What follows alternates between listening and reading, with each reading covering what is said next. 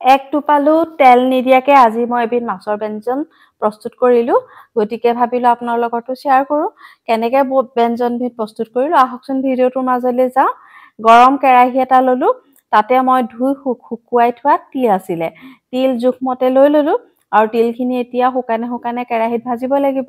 গেছটো কিন্তু একদমেই কমাই থব লাগিব আৰু তিলখিনি কেতিয়া ভাজি হ'ব জানেনে যেতিয়া তিলখিনি ফুটিব তেতিয়া তিলখিনি ভজা হৈ যাব খুব ধুনীয়া গোন্ধ এটা ওলাই আৰু গেছটো অফ কৰি দিলো এটা মিক্সি জাৰত মই কেঁচা জলকীয়া ললো নহৰু আৰু আদা ললো এইখিনি অকমানো পানী দিয়া নাই তেনেকৈ মই পেষ্ট কৰি লৈছো কাৰণ আজি মই মাছৰ যি ধৰণৰ প্ৰস্তুত কৰিছো বনাবলৈ সেই ধৰণে প্ৰস্তুত কৰিলে তাত পানীৰ বেছি প্ৰয়োজন নাই মোৰ আদা নহৰুখিনি পিছি হৈ গ'ল আৰু এতিয়া তিলখিনি অলপ ঠাণ্ডা হ'ল যিহেতু এইখিনি এতিয়া শুকানে গুৰি কৰি লম এইখিনিও মিক্সি জাৰত দিলো আৰু দি পেলাই এতিয়া গুৰি কৰি ললো এয়া চাওকচোন কিমান ধুনীয়াকৈ গুৰি হৈ গ'ল আৰু এতিয়া মাছখিনিলে আহো মাছ ললো মোক যিমানখিনি প্ৰয়োজন হয় মাছখিনি এতিয়া মই নিমখ আৰু হালধি দিছো আৰু দি এইখিনি হাতেৰে খুব ধুনীয়াকৈ সানিব লাগিব তেতিয়া প্ৰত্যেক পিছ মাছতে নিমখ হালধি খুব ধুনীয়াকৈ মিলি যাব আৰু তাতে মই দিলো এতিয়া আদা নহৰু আৰু জলকীয়াৰ পেষ্টটো দেখিবলৈ বৰ ধুনীয়া লাগিছে পাতল সেউজীয়া ৰং এটা হৈছে আদা নহৰু পেষ্টখিনি কাৰণ মই সেউজীয়া জলকীয়া দিলো যে কেঁচা জলকীয়াটো সেইকাৰণে এইখিনি ধুনীয়াকৈ সানি পেলাই অকমান সময় ঢাকি থৈ দিলো সেইকণ সময়তে মই কলাপাতখিনি মই সেকি ললো তেতিয়াহে মাছ কেইপিচ দি পেলাই নুৰিয়াবলৈ সুবিধা হ'ব এতিয়া মোৰ আদা নহৰুখিনি যিখিনি সানি থৈছিলো মাছ সেইখিনি হৈ গ'ল এতিয়া তাতে মই এতিয়া তিল অলপ দি দিলো তিলখিনি দি পেলাই সেইখিনিও খুব ধুনীয়াকৈ তিলখিনি মাছত সানিব লাগিব যাতে প্ৰত্যেক পিচ মাছতে তিলখিনি ধুনীয়াকৈ লাগি যায় তেতিয়াহে মাছৰ চাৰিওফালৰ পৰা তিলৰ সোৱাদটো আহে আৰু ইফালে কলাপাতখিনিও মোৰ সেকি হৈ গ'ল আৰু মোৰ কেৰাহী এটাক প্ৰিহিট কৰি থৈ দিছো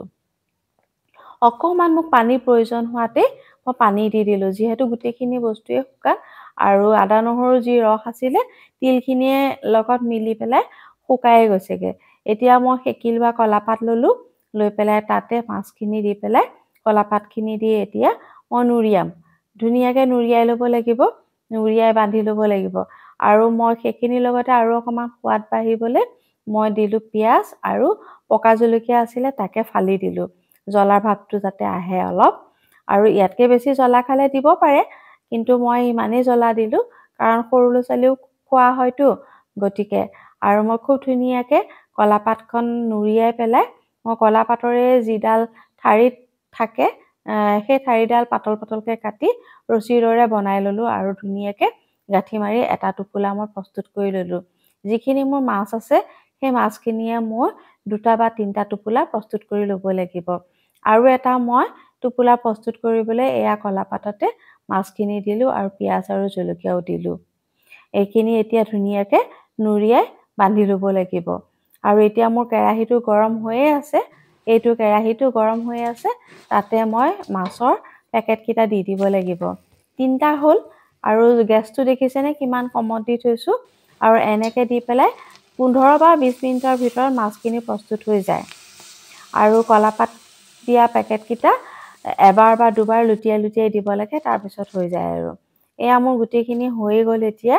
গেছটো অফ কৰি নমাই আনিলো এতিয়া যথেষ্ট গৰম হৈ আছে কিন্তু ৰৈও থাকিব নোৱাৰি খুলি দিলো দেখিছেনে কিমান ধোঁৱা ওলাইছে কিন্তু খুব ধুনীয়া গোন্ধ এটা ওলাইছে মলমলাই গৈছে একে খাওঁ লাগি গৈছেগে গোন্ধটোতে আৰু খুব ধুনীয়াকৈ মাছখিনি কোমল হৈ গৈ সিজি গৈছে খুব ধুনীয়া হৈছে আৰু এতিয়া গৰম ভাতৰ লগত জুতি লোৱাহে কথা আজি আপোনালোকে মোৰ ৰেচিপিটো কেনেকুৱা পালে নিশ্চয় ভাল পালে আপোনালোকে মোৰ ৰেচিপিটো যদি ভাল পাইছে তেতিয়াহ'লে আপোনালোকে লাইক কৰিব কমেন্ট কৰিব আৰু সাবস্ক্ৰাইব কৰিবলৈ নাপাহৰিব